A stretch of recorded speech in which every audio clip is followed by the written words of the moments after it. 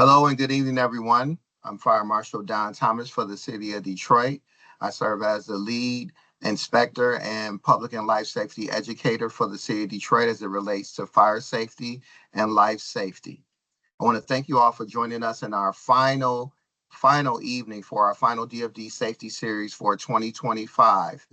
We've been really privileged to make the connection with all of the public and to be able to talk with everyone about fire safety and provide you with the tools that's necessary to be in your home and outside of your home so that you can protect your loved ones.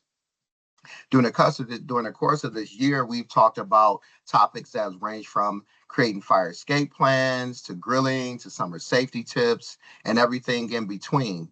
So if you happen to miss some of these presentations, you can find them on our DFD website.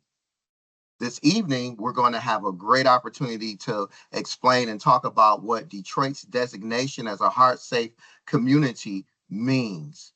And we'll walk you through the basics of hands-only CPR so that you can help save the life of a friend, a family member, or a loved one. Our subject matter expert for this evening happens to be Captain Jeff Forbes of Detroit Fire Department's Training Division. Captain Forbes has been a driving force as it relates to patients experiencing cardiac arrest and providing and improving outcomes for those particular patients. He's also been a lead within the state for advocating for creating programs for hands-only CPR so that each member of the public knows what to do in case of an actual cardiac arrest with one of their loved ones or a neighbor or a friend. So tonight, you can ask us anything related to the presentation by clicking on the link. And you can see here and scanning the QR code with your phone. So we'll answer your questions. Your questions and answers will come and we'll answer them at the end of Captain Forbes' presentation. Right now, I'll turn it over to Captain Forbes. Yep, my apologies. The presentation is loading again, and then we will get started and talk a little bit more about what it means to be a heart-safe community and what this exactly means for the residents of the city of Detroit. So on the screen is what the fire marshal was talking about. If you have any questions that you would like to ask through the course of the presentation, you can click on the link on the screen or scan the QR code, and we will answer those when we get to the end. So thank you again, everybody, for joining us today. And again, if you do experience a medical emergency or in the event of a cardiac arrest, please make sure you are calling 911 to get emergency responders on as soon as possible. And then we'll talk a little bit about during this presentation what'll happen when you call 911 as it relates to the telecommunicator or dispatcher on the other end of the phone. So what is a heart-safe community? A heart-safe community is a designation recognizing cities that prioritize sudden cardiac arrest survival through community CPR training, AED access and mapping, high-performance CPR and high-performance EMS crews, data and quality improvement, along with public awareness campaigns. Over the last year and a half, you've probably seen my smiling face. And this is getting that information out there, getting those public awareness campaigns so we can talk a little bit more about cardiac arrest. With all of this, when we look at cardiac arrest and with Heart Safe Community, 75% of all cardiac arrest happen in the home. That is why it is so important to get everybody trained in CPR. So why Detroit? Detroit has historically had low cardiac arrest survival rates. This gave us an opportunity to lead change through data, training, and community engagements. Detroit became the largest heart-safe community in the country in 2024 through collaborative efforts. We were the lead agency and a community team. This was not just the Detroit Fire Department running this effort. We had over 50 community partners throughout the city of Detroit that helped us become a heart-safe community. Our health systems, such as Henry Ford, Corewell, DMC, Ascension, our government, the mayor's office, DEMCA, which is our medical control authority, which governs us as an EMS agency, and the state of Michigan. Our schools, such as Detroit Public Schools Community District, numerous churches, businesses, and news outlets have been absolutely incredible in helping us become a heart-safe community. On the screen right there, and I'll show it again at the end of the presentation, is a QR code. I would love for everybody to get CPR training. If you scan that QR code, you can come get a free CPR, hands-only CPR training class at our training academy, which is located on the west grounds of Detroit City Airport. There's no cost to that class. Sign up on there. If you have a large group, feel free to send us a message on there and we'd be more than happy to come through you. So what does this data collection mean? So Detroit has reported to CARES for several years. So what CARES is, it takes all of our CPR data and all of our metrics, and it looks at our metrics versus every other agency across the state of Michigan and the country. Myself, our medical director, and our QA/QI team do a daily review of all of our CPR data. This includes our CPR devices as well to see how well we're doing CPR. We do weekly quality improvement meetings, so that way we're meeting as a group looking at this data. What can we do better for the citizens of Detroit? Our 911 audio is also reviewed for cardiac arrest cases. What can we do better? What did we do great on? Because data informs real change. The data is showing us what's actually going on. I can tell you that, hey, we're doing a great job, but we don't know if we're actually doing a great job until we look at all of the data. And public CPR education. The Detroit Fire Department, along with our community partners, we've been training roughly 130,000 plus citizens of Detroit every year. This is through the American Heart Association, the American Red Cross, hands-only, and along with hands-only CPR training. We've done a lot of training at the schools, churches, city employees, recreation centers, along with getting CPR videos out there. With getting CPR training, we need to get as much information out there as we can. That way we get past some of the stigmas that have been around CPR training for several years. Historically, women, specifically pregnant women, have a lower probability of getting CPR than a male. When you are providing CPR to someone, you are their fighting chance. You are their chance to actually live. You are their chance to make sure that they're at Christmas, they're at Thanksgiving. By you performing CPR, immediately that's what gives that person the best chance of survival. Right now, the Detroit Fire Department has some of the best response times in the country at 7 minutes and 30 seconds.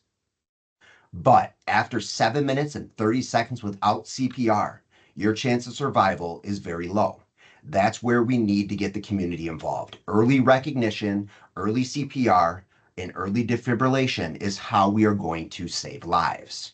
So we talk about our hands-only CPR outreach. We've had custom training videos that have been distributed to city employees, churches. These have been played at sporting events. These have been played at TV networks, lifesaver events, schools, and more.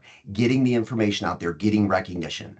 The preferred method of CPR training is making sure we're actually getting hands-on training with a mannequin. But if we can't do that, we at least need to get some recognition out there in the community. And along with CPR, so CPR, early recognition of cardiac arrest and CPR is going to be our first step. But you want to make sure that you can get an AED there as quickly as possible.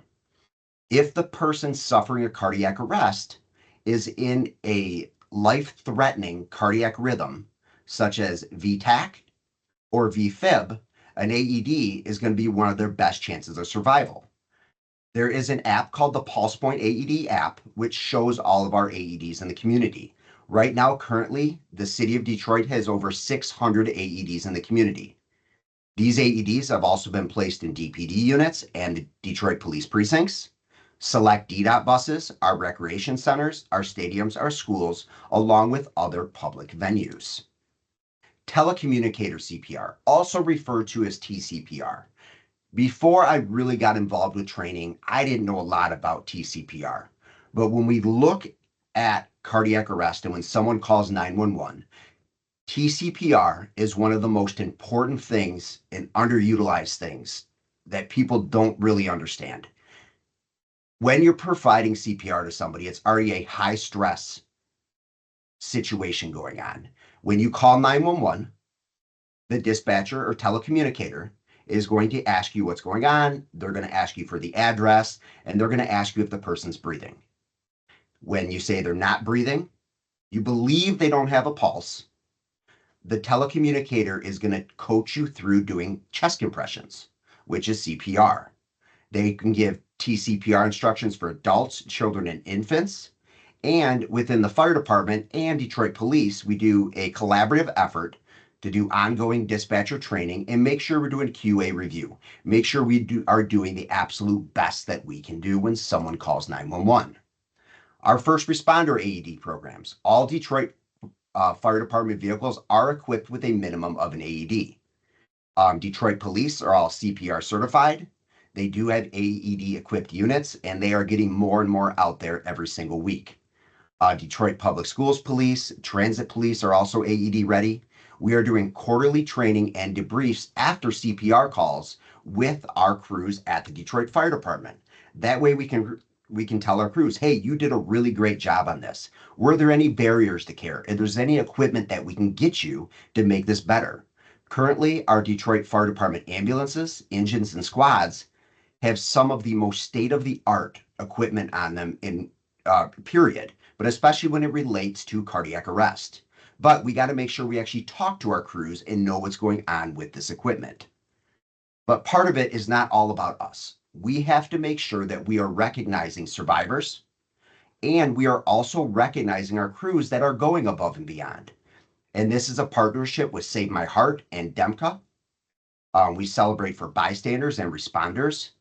The city of Detroit has been phenomenal at giving out Spirit of Detroit awards for youth and citizens and making sure we're getting public media coverage to highlight the success of these situations and make sure that we're instilling the public to make sure that, hey, you are correct at providing CPR. There has been with CPR, people have been concerned with liability. That, am I going to get sued? Am I going to hurt the person? In the state of Michigan, you are covered under Good Samaritan laws to protect you when you provide CPR to somebody. So there is no need of fear. There's no fear of being sued or arrested. You are literally trying to save the person's life. Along with CPR, we have to make sure that our schools, city buildings, and other large congregations throughout the city have emergency action plans. These will include annual drills and training that is required for the staff, and along with auditors to make sure that everybody's trained in CPR, and we have response teams on premise that'll respond to the situation in the event of a CPR to make sure we're providing high quality chest compressions. Public awareness campaigns. The city of Detroit, the Detroit Fire Department have been phenomenal at getting TV, radio, and online media out there, live streaming events such as this, billboards, which will be upcoming, and booths at events and council meetings. You may have been out and about at an event in the city of Detroit. You saw a booth set up with a CPR mannequin. Stop by, practice. Practice, practice, practice helps. So in the unfortunate event that you ever have to use CPR, you make sure that you are ready. Sustainability and accountability. How do we sustain this CPR training? And how do we continue to make things better? We do annual CPR refreshers for city employees. We're working on new hire CPR training for all City of Detroit employees, and CPR data reporting, monthly fellowship meetings and protocol reviews, so we can look at not just us as the fire department looking at all this data, but make sure our doctors from our local hospitals are looking at this data, and we're looking at their data as well to make sure that together as a team, we are performing the best that we can. Future commitments. We are looking at expanding AEDs to all buses and police units, along with adding more AEDs outside in the community where they're not actually locked inside of a building. Getting 100% CPR trained city workforce, meaning every single city employee will be trained in CPR, and continue our CPR growth in churches, community events, and in the schools. Impact snapshot. So just to look back a little bit, from September of 2023 till September of 2024, the Detroit Fire Department and our community partners trained 130,577 citizens in CPR. There have been over 20 plus published studies on Detroit CPR data. We have 600 AEDs mapped in the community. We've done a Pulse Point campaign and our partnership with our 50 community partners, actually getting the information out there. So when we talk about CPR, there's 2 steps that you really need to look at to save a life. Make sure you are calling 911 right away.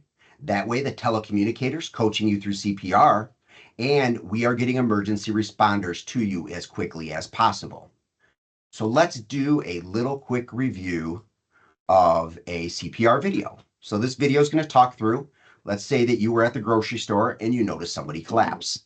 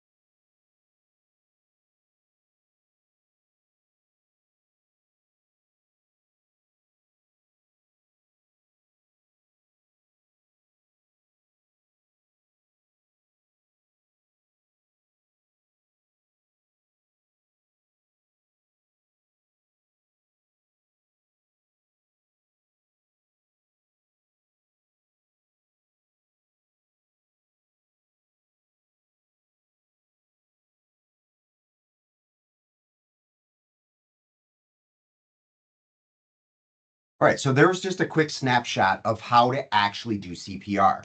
The next thing you want to do is find the nearest AED. If you look at the map here, all the AEDs that are yellow and the ones that are grayed are AEDs that are out in the community. If you go to the Apple App Store, or you go to the Google Play Store, the Android Store, download the Pulse Point AED app. What this will do is it'll help you locate an AED in the event of an emergency. And also, the city of Detroit, our citizens, and the Detroit Fire Department could really use your help. I know that we have more than 600 AEDs out in the community. These were just all the ones that we were able to find and the community added. Please, if you come across an AED, add it to the Pulse Point AED app. It does not require any information, any confidential information from you, but in the event of an emergency, that could be the difference between somebody living and somebody not, and potentially helping save their life. We have been very fortunate with the current administration in the Detroit Fire Department and the city of Detroit. I would especially like to thank our Executive Fire Commissioner, Chuck Sims. He has been a phenomenal advocate for helping us get more AEDs out in the community and helping us with CPR training. This definitely could not have been done without him. If you look on the next page, come and learn CPR. Let's actually get some hands-on training. All we need you for is 45 minutes at our training academy. We will cover hands-only CPR, AED use, and we will also cover choking. You don't become a heart-safe community by accident. It takes leadership, data, relentless follow-through, and a community committed to saving lives. And right on the screen here were 2 quotes that were published by myself and our medical director, kind of showcasing the CPR work that we've done, the pit crew CPR that we've done, which is also considered high performance CPR. These are what are making the differences. The CARES data was recently just published, and just in the last 2 years, the amount of bystander CPR that we have had in the city of Detroit has been absolutely incredible. I am extremely proud of how many citizens have stepped up, and we are taking care of each other. We are making sure that our loved ones are living or we are giving them the absolute best chance they can at survival.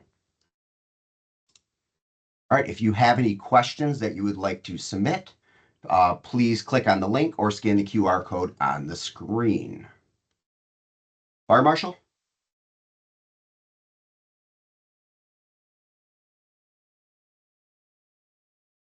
Thank you, Captain Forrest, for this very informative presentation.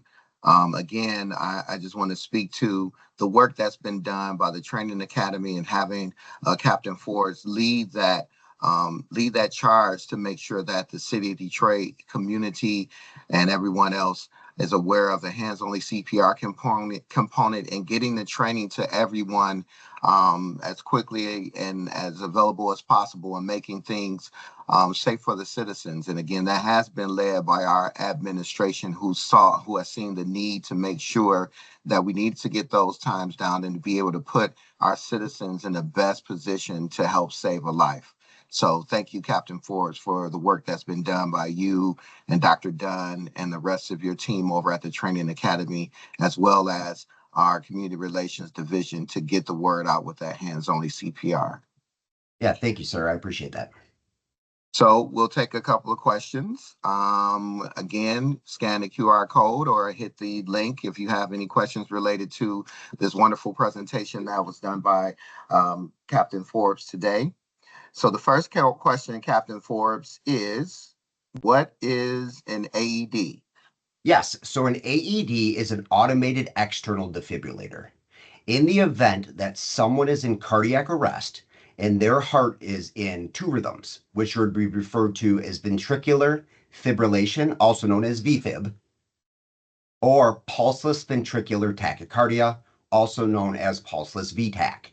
What it does, it sends a current through the patient's heart and it tries to reset that rhythm, because essentially what is happening is the heart is quivering inside of the chest. The heart normally is doing a pumping action like this, where the blood's going to go down, up, because we got to get oxygenated blood to the rest of the body and deoxygenated blood back to the heart. In two of those rhythms, the heart actually starts to quiver where it cannot pump properly. So with the defibrillator, our hope is that the energy is going to go across the patient's chest, and it is going to essentially kick out that lethal rhythm and get them back into a normal perfusing heart rhythm. Thank you for that. Another question associated with it is, can anyone use an AED, or is it just for professionals? I think that's a great question. That is a phenomenal question. Anybody can use an AED. There are numerous different models of AEDs out there on the market. They all work pretty much the exact same way. Once you open the lid of an AED, you're either going to open a lid or there's going to be a button to turn it on. When you turn it on, it's going to talk you through what to do. There's going to be two pads inside the AED. Most of them usually go on their upper right side and their bottom left. There's been a little bit of change in science lately that came out of some cardiologists, putting one on the back and one on the middle of the chest. But in the event of an AED, place a pad here, place one here, and it'll talk you through exactly what to do. Once you start using the AED, you're going to want to keep doing CPR, keep perfusing, have somebody help you put the pads on if help is there. Keep doing CPR until the AED tells you not to touch the patient. Once the AED tells you not to touch the patient, you're going to want to make sure your hands are off. If anybody else is around, make sure that they're clear so they don't get a little jolt of electricity. And once it tells you to, most AEDs, there's going to be a flashing light on it, and it'll have you press that button to defibrillate the person. As soon as you press that button and it is done, you want to start compressions again. Unless the person is yelling at you to stop, I'm okay.